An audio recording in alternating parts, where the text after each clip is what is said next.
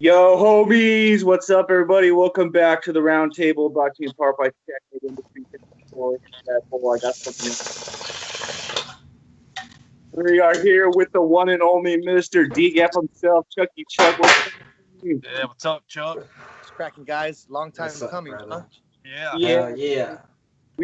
I've been saying that you were like ideally supposed to be like the first guest. This is just all the planets are aligning finally. Yeah, it's crazy to see how much you guys has grown since that time. It's dope to see, and the respect you're getting, and just the fact that you guys represent the truth and just want to you guys represent the fans, and that's what it's all about. If it wasn't for the fans, this shit would not be nothing. Hell yeah. Yes, sir. That's exactly what we are too. We're fucking fans from the start, so Me just too. want to keep things going.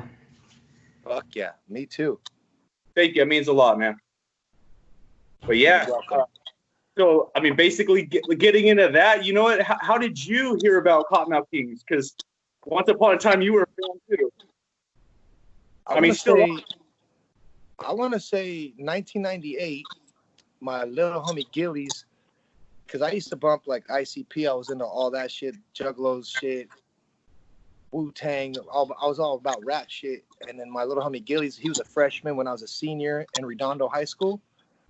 Okay. And one day he's all, yo, we ditched class. And he's like, I want to show you this tape. These kids are talking about fucking ICP. And he played the song where St. Dog's like, the radio was on and the CD was bumping. And St. Clown Posse talking about chicken hunting. And I was like, what the fuck? All these was representing? And Gillies broke it down to say, a DJ, Bobby B, lives right down the block. So we got on our skates. We went by there. I swear to God, we saw Apocalypse, St. Dog, and Bobby B out front their house with a white caddy, some other shit going on. And we just kind of like looked. They looked at us, but we kept it moving. And like later on in life, our homie Vinny Franco was a badass bodyboarder, and he was in the water with Bobby B. And all of a sudden, Gilly's just calling me like, yo, I just was over at Bobby B's house, met D-Luck, and we slid him the picture of your K&K tat, and they want to meet you, and it's on and cracking. So like that's pretty much how I introduced myself to those dudes, and then from there, me and D-Luck became fucking bro dogs, and I ended up living with him, kicking with him, going on tour with all of them, and that's pretty much how I got involved with those dudes. Dude, that's right. Weren't you like the first one, or the first one that they knew with a chest piece done? With the stomach piece? Yeah. Or that's what I mean. Sorry. How that came about was I saw their video, and I saw that like Bobby B had it on his back, or someone had it on their back, and I was like, damn. And the video that came on after that, there was a video on MTV. It was a Cash Money video, and Lil Wayne had Cash Money on his stomach. And this is before I met any of them. I'm like, I'm just going to blast that shit on my stomach. Shout out to Sammy the Bull. Right. Sam Enriquez, he did it for me. I had to lie to that dude. I was like, yo, these fools are my family. Just tat it. It'll be worth it. And next thing you know, they slid the picture to Bobby. They're like, damn, that's nuts. So became their mascot for a couple years because of that. Yeah, dude. They brought you up on stage and shit. Well, and they gave you like a segment about it early on in like the 10 Years Deep, wasn't it? Oh yeah, that video, huh? Yup. I was on tour with them, and they were like doing interviews, and I think that was really dope too, because I just was speaking from the heart and how it was, and that got me known in the whole scene. So, dude, I was gonna say that like really like set things in stone for you, and like solidified your place in the kingdom for sure. And that's before Some Night Soldiers and all that shit cracked off too. That was like 03, I think, or 02. Yeah. Yeah, Chuck, man. You mentioned tour. I just got to hear it full. Like, who was the biggest pussy slayer on the tour bus? Like, who was the biggest Matt? Pakalika. Oh, for sure, huh? That fool would have a line of bitches outside the van, ready to suck him off, fuck him, whatever he wanted, and then like he'd probably get 6 or 7, maybe 8 or 9 bitches lined out the bus, knock out about 4 or 5 of them. Then he got a little baby soft spot in his head and was like, I'm done, Chuck. Tell the rest to beat it, or you guys handle it. And then next thing you know, it's like the leftovers at the after party was Hell yeah. That's dope. Fox played a lot of bitches. So he brought him to the bus. That's what's up. But in that R.I.P. era, like, people hated on Cottonmouth Kings because they sold everyone's bitches. I knew fools that were so mad at all the dudes in the band because, fuck that dude, he fucked my bitch. And I was like, be mad at your girlfriend, but those fools are all pussy slayers. Check your bitch. Straight up. You know? Well, I you can't trust her, dust her. Dude, straight up, KMK like influenced an entire like generation. Like, as far as almost how you dress, like the way you guys established that, we've talked about before, but in 2006-ish, if you weren't wearing some fuckboy ass Hollister clothes, you were rocking Dickies, black shirt, some Vans or some skate shoes, and you were probably bumping a Subnoise artist. Like, there wasn't too many other like variants of like styles back then. It was like the bro scene was pretty fucking big, and everybody was still had money and trailers and bikes and going to Glamis and shit. And it was FMX was still blending with the scene real hardcore. But like, I don't know, just like even just the clothing influence of Suburban Noise and just like Dickies and shit. It was like almost an entire generation, Big time. Yeah. And that definitely spread out here to the Midwest too. Yeah. What part of the Midwest are you in? I'm in Chicago, the Chicago suburbs. Hell yeah, Windy City. Yep. Shout out to O Block. Hey, so where's your favorite city you've ever toured in? Fuck, man. Wildest shit. I think, like, I don't know, man. That's a hard one to say. Anywhere but California, because California's cool. I just grew up here, so like anytime you get out of California, there's always just a different energy because those kids don't get to see you as much as like local shows. So like at local shows out here for the past fucking 17 years, everyone's a rock star. Everyone thinks they're so cool, but then when you get out to these other suburbs and of like Minnesota, I would think something Ohio, dirty, something south, Iowa, Salt Lake City, Utah, these kids go fucking bonkers for people. So they don't got much to do. So like anywhere out of California, I say. Hell yeah. Because they've been waiting a year or two to see it. Exactly. And there's not much to do. Exactly. These little crazy ass towns we go to. Or we used to go to because the touring now is fucked. Yeah. Crazy. Man. That's for sure. Yeah, me and Jordan were actually lucky enough to get to see you last summer at the SRH Fest. Oh, fuck yeah, man! I was out in that pit. That was hype, man. Yeah, I was blessed to be able to do that. That was super dope. There's some more of those. I think they're gonna do like an online thing or something. We'll see what happens. Yeah, that's what we've been hearing. That sounds tight. But man, that venue though on the beach at Sea Legs on the beach, that was epic, right? So dope. Man, moshing in the sand was fucking insane, dude. I didn't even know that place existed. Yeah. Me neither. Trip out. And you know what? The security seemed pretty fucking chill. Like they weren't overzealous or nothing. Yep, they knew it was. They knew who was there. They were letting us burn it and everything. Exactly. Yeah, it was pretty mellow looking back on it. Like I didn't see one fight. Like there wasn't no bad vibes at all. Right. It's getting a little dark out here. Should I turn the light on? Yeah, probably. Yeah, you probably got a few minutes of light.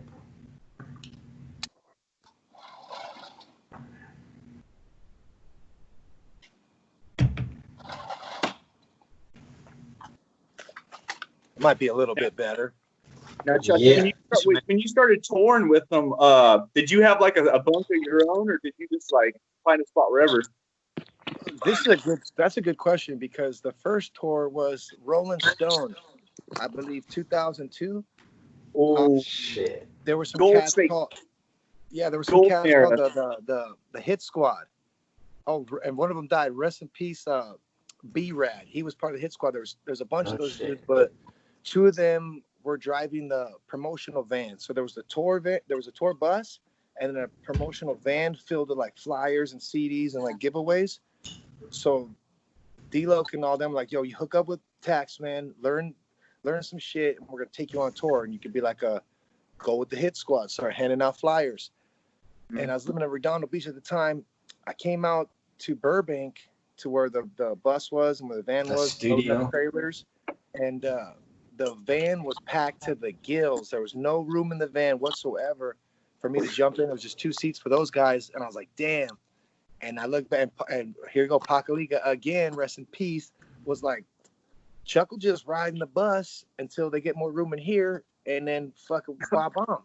And everyone's like, okay, yeah, cool. So next thing you know, I was like on the bus with those dudes, and I'm a fan too. So I was just like, it's going, oh shit. Epic. So they had me bunked up in the BLL. So I'd sleep in the BLL, and a lot of people be staying up late at night, and then like sometimes Bobby'd be like, hey dude, if you want to crash out, go in my bunk. I usually don't sleep till like the sun comes up. So I'd sleep in Bobby's bunk sometimes, or just stay up in the BLL just partying. But like, yeah, my first tour I was just in the BLL. That's fucking dope. That's so fucking sick, dog. That's golden era. And then the last couple tours I did with those dudes, I ended up taking I had a bunk, but it was the bunk that Pakaliki used to use, and that was dope too. I felt all that energy. But a cool bunk story is, I think it was a Fire It Up tour or some tour later on. First time I was like really in one, I put my head to where your feet was supposed to go. So like you're supposed to have your head towards the back of the bus. And like my head was towards the front, so if they would have slammed on the brakes, I would have cracked my neck and just died. Yeah. And the bus driver Oh was like, wow. who's got the front left bunk on the bottom? I was like, that's mine. He's like, ooh, you ever heard of Blind Melon? I was like, yeah. They're like, that's the bunk that dude died in. I was like, oh shit, dude. Yeah. And you were laying the wrong way, dude. You were Yeah, like almost alive, cursed dude. right there, bro. Scraping that resin. Hell yeah. That's a tricky one. Hell yeah. Yeah, man, that's definitely fucking one of the artists on the Suburban Noise Records lineup. You've been like the greatest supporter of most of the artists. I'd say like I see like you really collabing a lot with everybody. Like as far as doing your solo stuff, it seemed like that was pretty dope. And other people outside of the label too. Like you do tons of collabs all the time. That's fucking dope. Yeah, luckily recently too, right now with the pandemic going on, I've been doing a lot of more features with artists too, and that's helping to put food on the table and just like get out there. I just did a song recently with my all-time favorite artist of all time, so like I can retire happy because I got a song with Cool fucking Keith. No shit, man. That's history right there, bro. Dr. Octagon Ecologist. It's called Wowzers. It's a XXX song. It's coming out soon. We're gonna release right that on, bro. Hey, congrats! I saw you floating his name up in your story, but I just didn't even like put two and two together. I didn't even think you were collaborating with the song. That's fucking dope. Wow. Yeah, it happened, man. I'm fucking super stoked on that. Good shit. Plus, you just dropped Tightrope not too long ago. Fucking that shit's hella tight. Yeah, we weren't gonna put that one out, but until like the pandemic hit and all that shit was happening, I was like, this song's kind of perfect for what's happening right now. Let's just push that one. Fuck yeah. Yeah, you got the video and everything. Fuck yeah. I like the delivery and go ahead. Creation Cuts and Creative Cuts and Eddie Ruxpin for making that shit happen. Yeah, Eddie. All right, I got one more bus question, and I'll fucking get off that topic. But who was the? I guess the two-part question first. Who was the sloppiest, and who was the cleanest king? Oh, the Kings? Okay. The cleanest king and the sloppiest. Okay, I'd have to say Brad X was probably the sloppiest, and I'm not even hating. It's just like the way he'd go in the bathroom and like just throw his water on his face, and if you went into the bathroom after him, it was like someone just put water everywhere. He would just throw shit everywhere like that. Have shit everywhere. But everyone's pretty tidy, you know. They keep their shit tight because that's like a respect. That's the first thing I learned. Is like there's multiple people living on that bus, so you have to have respect for people. And it's funny to see the back lounge because people will be like, yeah, the first tour they were just yelling at each other, beefing over like, you're housing the joint. Oh, fucking, you got your shit over here. And they were just fighting. I'm like sitting in here like, what the fuck? Oh, this is crazy. Like, it's a small apartment on wheels. So like, yeah, everyone really keeps their shit tight, which is dope. So everyone's clean. Wow. But it took some learning though, huh? Mess, dude. He's funny. But yeah, that shit is like a smaller than a submarine. Like that is close fucking quarters.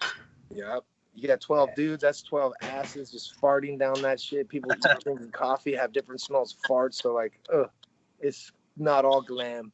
No, not one bit, dude. I need my own tour bus. Hey, the last one, though, too, dope. I was pretty messy, too, because people were mad at me because I was on this one tour where I was all eating mad mushrooms, and then I had, like, some moss in my I had a little tray with moss that I'd chew on a little moss to keep my mushroom trip going. So, like, I had a pretty gnarly bunk one time. People were pissed at. I bet. Dude. It's hard to keep yourself together when you're tripping out, so fuck, dude. That's so sick. Well, and just like the bunks look so fucking small. Like they look like they're only like 2 feet. Like I don't know, look like a coffin. Yeah. They're not the comfortablest thing, but to me at those times too, I really didn't have places to live. So when I got on the bus, I was like home. I was stoked. You're not paying rent. Yeah. Shit. Free travel. Fuck For yeah. Sure. But now, I like van tours too. Vans are doper too because when you're on a bus, you have to like drive straight to the venue, straight to a truck stop, straight to a hotel. That's it. But if you're in a van, you're at your own like disposal of the United States of America. Like, oh shit, we're ahead of time. Go-kart track, we're hitting it. Boom. Skate spots, we're hitting it. Boom. Oh, Niagara Falls, hitting it. Boom. Yeah. So like the freedom of a van is fun as fuck too. So I like that, and it's a lot cheaper. Okay, that's what's up. You got any? You guys ever like a camping trip? Like ever like take the van and like do tents in a hotel or anything? Dude, one time, 2004, I was on tour with the guys. It was 2003. It was a Hollow Wicked tour. Ooh. ICP, Bone Thugs, Tech Nine, Cottonmouth Kings, and then they planned a camping trip. But there was 3 buses that showed up. It was Shaggy 2 Dope's bus, Violent J's bus, and the Cottonmouth bus. We all went camping some place, and that was pretty dope. Fucking those dudes catching all kinds of weird animals, cooking bomb ass blue cheese burgers, and camping with those fools were pretty sick. Fuck yeah, dog. Big B too. With Dirtball and Big B, we would always stop and get like tents and fishing poles and shit. And on days off, we would always be stopping at different places and camping with them. And here's a funny story about Big B. We parked at this little camping spot, had our own shit, woke up in the morning, miles and miles of camping spots, all empty. A family had parked right next to us, and Big B's like, "Fuck this, we're out of here." He had caught a couple fish, and there's a bear area, so he like nailed some fish to the trees, and like we left. So they had some visitors. Yeah. Hey, dog, did you ever hear about the tour that D-Loke's sister went on with ICP and KMK, and I forget which member, but Daniel will be able to tell you. That was the first one back in '99. Was that violent? Yeah, well, they never really finished the tour with ICP until that Hollow Wicked tour. So like before I ever fucked, that was before I fucked with the guys. But I like Twista and D-Loke's sister.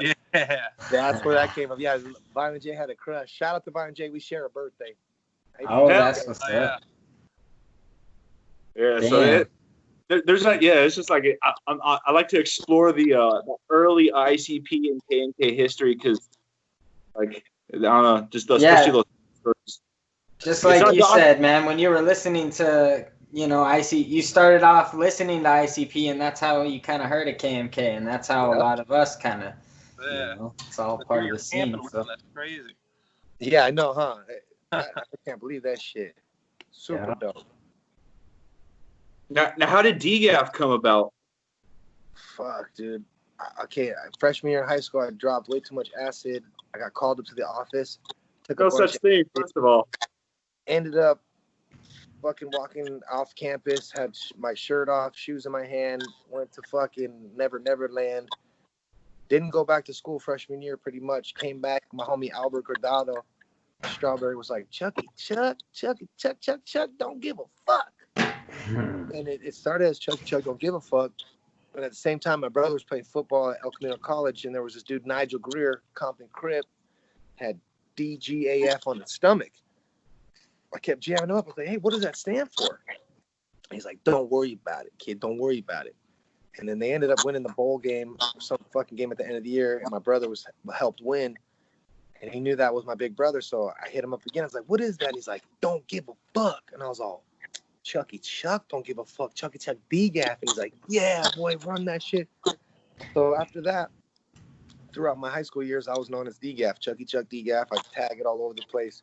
And then once again, referring to Gillies, when I ended up moving, we had like a dirt bike team, a skateboard team, a fighting team, party team, you know, team DGAF with all the homeboys, bodyboarding, surfing, all kinds of shit. And we were starting to link up with Cottonmouth. Hilo got wind of DGAF, and he ended up putting in the lyrics.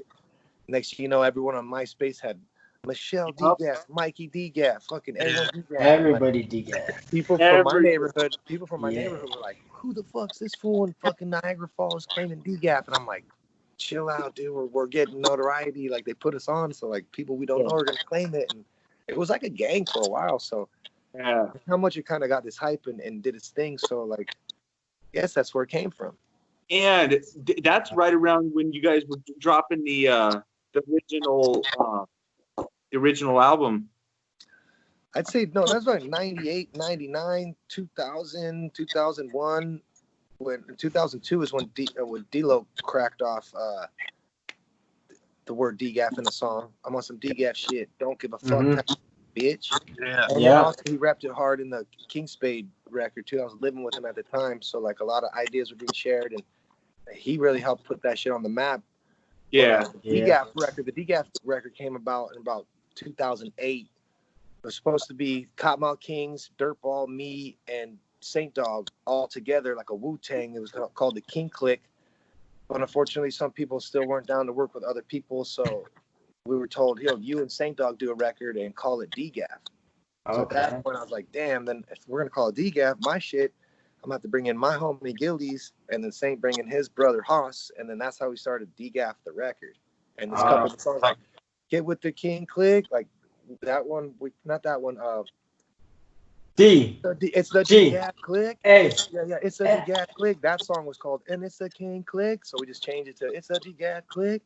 Yeah. And then we just went on and X blessed us with a couple of tracks, and we got promised a bunch of tours, and we went on one with Big B, Dirtball, Potluck, and we fucking flying colors, and we were told that we were gonna be on the big summer tour, but we were a little hyped, dude, and we were selling a lot of merch, and people got jealous, and we got pretty much canned at that point. They're like, okay, you guys doing your own thing, and like we never got to do that Cottonmouth tour, which I think really hurt us and hurt a lot of people in the band's feelings. Like, damn, that's what you want to do when you're on the label with Suburban Noise, is get on a Cottonmouth show. But I think we did pretty good not being on a Cottonmouth tour, you know?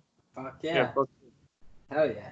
Yeah, You guys definitely were probably just as recognizable with the DGAF fucking logo, you know, in the longevity, man. That goes fucking. People recognize DGAF all over the place. That's it's crazy. Yeah. Now the album before that, that's what I was thinking of. the name of the group was Royal Henchmen, right? But the album, Henchmen, right? Yeah. That was Just Cause, Brian Applegate, crazy ass story.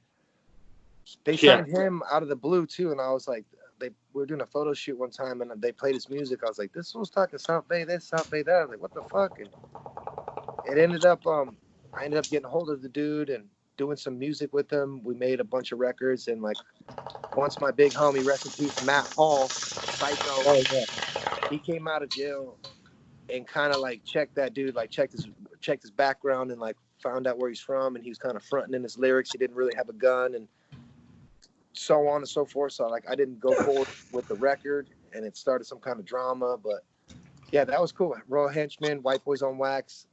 Yeah, that shit was hard though. Still, Yeah, man, I gotta say, you had some dope ass that's music on there. He was a sick ass rapper, and then like to find out like he went to jail in 1989 for killing his gay lover. Like I guess his mom's boyfriend fucked him all the time. It was like his gay lover, and then he ended up killing him. Went to jail for a bit, came out, then became Just Cause. And then in 2005, he went to jail again for 88 years for a couple rape charges. So he's been in jail forever. He just actually reached out to me recently out of the blue. Was like talking like cool stuff. Was like, hey, I got some videos of our old tours, and I'm proud to see you still doing your shit. You're clowning, selling the merch. I'm proud of you. And I was just like, well, what a trip. How fools can be so mad and then realize kind of like go in there and have a, you know, they hit rock bottom, they gotta fucking wake up somehow, man. Yeah, and I don't think he's ever getting out of jail. Yeah, exactly. So that dude's a monster. Yeah, we He's a were beast. reading court documents and jeez. that's Yeah. crazy. Boy. Yeah. So, hey guys, what else you got? You got any more questions? Oh Yeah. man, let's see. I got a list here. We would like to know the last time you saw Daddy X. Yeah. Oh man, last time I saw Daddy X will probably be, I want to say the Gathering of the Juggalos 2016. That was the the Wizard of the Hood thing. Yeah. That's when I seen him last. Oh, okay. 2016. That's crazy. And is he That's a really minute ago. driving for Uber? Mhm. I have no idea. I really don't know what that dude's doing, man. He kind of put, I'm not going to beat the dead horse, but that fool fucked it up the whole time. Like, he lied about so much shit and he'd hype so many people up, and just to find out the truth about things. Yeah. Man. If I didn't have kids, I'd be hopping in this fucking Uber. Yeah. My shit just said low battery, 10%. We got this. We got you. Just a couple minutes left. When I had one of the fake Brad accounts, I was getting a lot of messages. And to be honest, a lot of them were like people that had honestly nothing but good things to say about that guy. But one of them was a girl who was like trying to get in contact with him because I forget what her position was. But I got to talking about her, and she acted like he was still managing bands or something. So I think he's still. Let's put it here, dude. That dude is a fucking legend. No matter which way you cut it, He is. Johnny Bravo from Jenny Jones to Humble Gods to fucking Doggy Style to putting together Cottonmouth to throwing mad clubs. Yeah. That's His the legend. solo No matter work. which way you cut the cookie. You know what I mean? Yeah. But Yep. all it takes is one bad pill or one kind of drug substance or a bad breakup or some kind of fucking, your life just crumbles. People change, you know? People self-destruct, Yeah, it's crazy. you know? I know.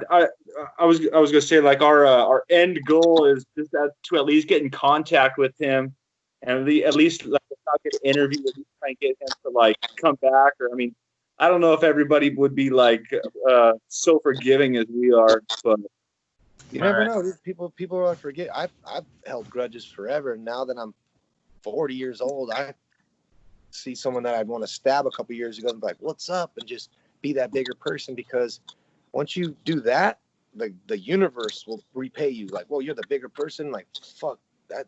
It's just crazy how Exactly. Karma pays 1,000 times believe in more, karma. brother. So, Yeah. last couple years, I've been chilling. I went through a crazy relationship and did some bad things, and some shit came back on me. So I'm just like, fuck, karma's a bitch.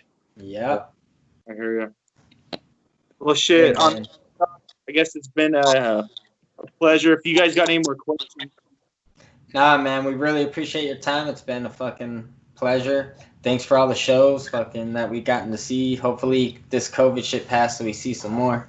Uh-huh. COVID, huh? What a crazy fucking deal that is. Can't believe it. It's fake as fuck. It's covering up the whole Pedophilia. the Hillary Clinton shit. Oh, we got a fucking a new presidential race, so we got to throw some kind of shit in the mix, and we got to get this vaccine with the DNA so we can control their brains and get it all. Get that 5G cracking and all that, baby. Yeah, there was speed up the Armageddon. yeah. Next time we do one of these sit downs, we should talk some conspiracy theory shit, because I got a homie, Lost Boy Farms, and we got some fucking flat Earth theories and some crazy shit that's going on. Oh, Chucky, I seen an alien over. I saw lights in a cloud over on Catalina Island, and in this bay, that's supposed to be where a portal is over to like another naughty baby. Oh, you bet, dude. Those portals are real. I bet. It's crazy, man. Yeah. So yeah, we're all about that, dude. Ghosts, aliens, Bigfoot, all of that shit. We're all about See it. how So now the government's coming out talking about aliens are real? That's because they're gonna get us ready for your nice little fake alien invasion. That little holographic war right there, baby. real quick, Same shit that 9/11 fucking did. did any of you guys see the floating city in Japan or China or something like that?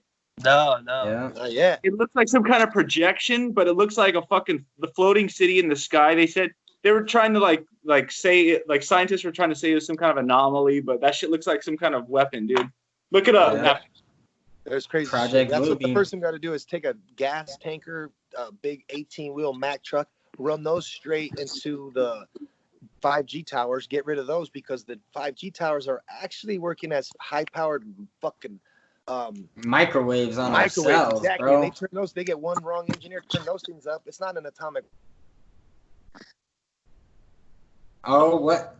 Oh, Skype is censoring us, dog. Oh shit! dude, shadow ban like that? Yeah. Well, that's not right. No, maybe it's He 10%. lost check on his battery. That camera doesn't fucking go past 10%. No shit. Well, That shit. was dope. Oh, I guess on that one, dude. We'll see you guys next time. Yeah. Peace. All right. Peace. Like. Hell yeah.